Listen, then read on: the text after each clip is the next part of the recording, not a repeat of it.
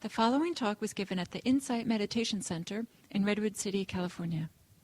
Please visit our website at audiodharma.org.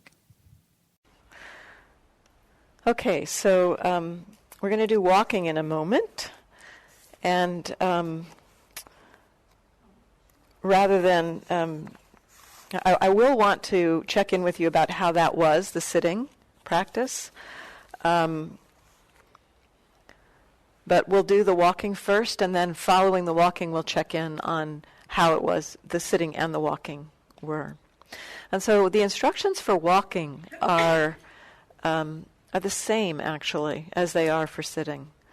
You notice that you're aware and what you're aware of. It's still the receptive practice. There's just different experiences. The body is moving. The eyes are open, so there's seeing happening. There's hearing happening. More movement. So the experience can be a little different than when you're sitting because there's some different objects around.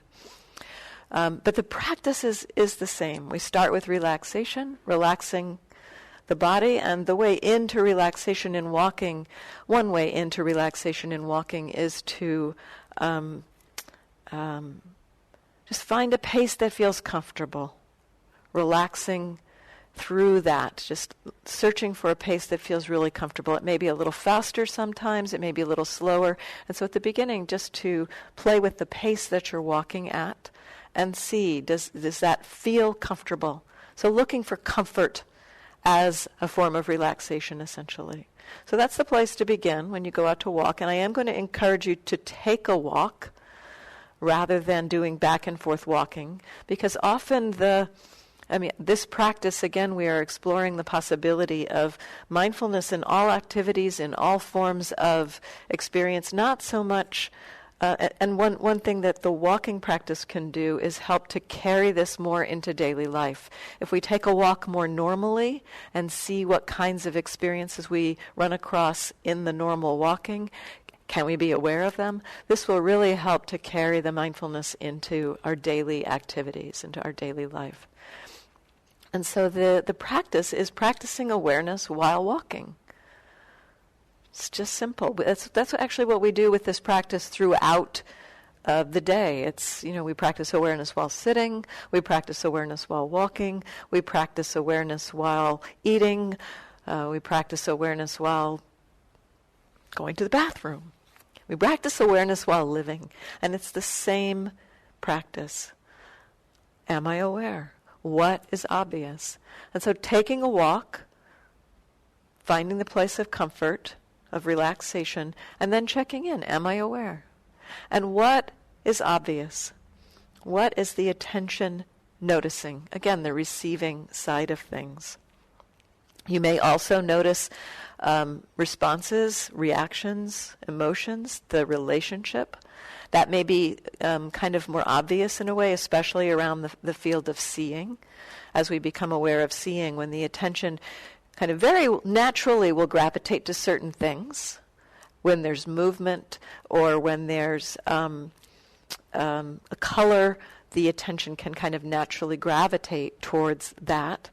And when that happens, there can be a kind of relationship, liking it, not liking it. And so just being aware also of the relationship. So again, am I aware? What am I aware of? And what's my relationship to what's happening? In the walking in particular, a very interesting practice to explore is around seeing and hearing. Seeing is a particularly interesting field of mindfulness practice that we often aren't cultivating the skill with that area in our formal sitting practice. And so it's an area where it's easy for the mind to get lost. And one of the places where the mind tends to get lost there is when the attention orients to something. So we may be just exploring, knowing experience, seeing is happening, hearing's happening, body sensations, emotions, moods, and then at some point something happens like a there's some movement. A puppy dog bounds across the path, and immediately the attention is drawn to that. This is very natural. This is kind of one of the ways our mind works, to orient around color and movement in particular. And so the attention kind of then shifts there to something. And so there might be a kind of a shift from seeing, not particularly noticing anything in particular, but just taking in the bigger picture. And then suddenly you're looking at something.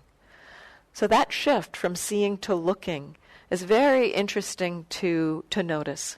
We can notice that shift. And we don't have to stop it. We don't have to have an agenda to go back to seeing. But just be aware that the attention has shifted.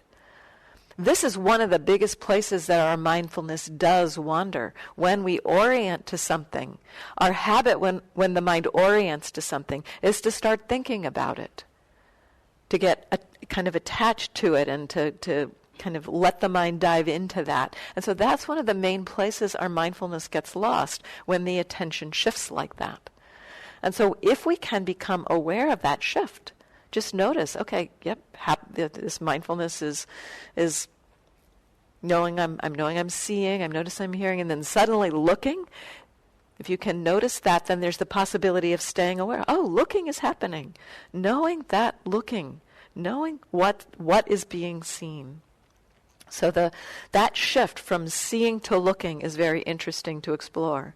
And when does the looking go away? I mean, maybe you're looking at something, and then the puppy dog just goes someplace else or goes behind a bush or something, you can't see it anymore, and the mind kind of reverts back to just knowing, moving, and seeing.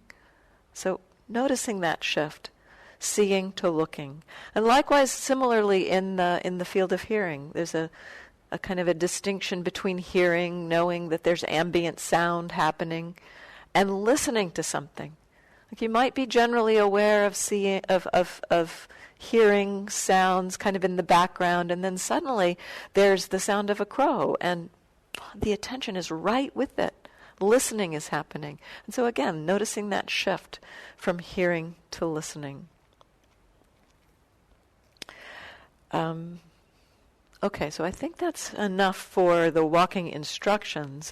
And rather than taking questions now, what I'd like to do is to let you play with it, to try it, and then when you come back, we'll take questions about both the sitting and the walking practice. So we'll do this until 11:30. So come back at 11:30, and I'll ring the bell outside at about 11:25.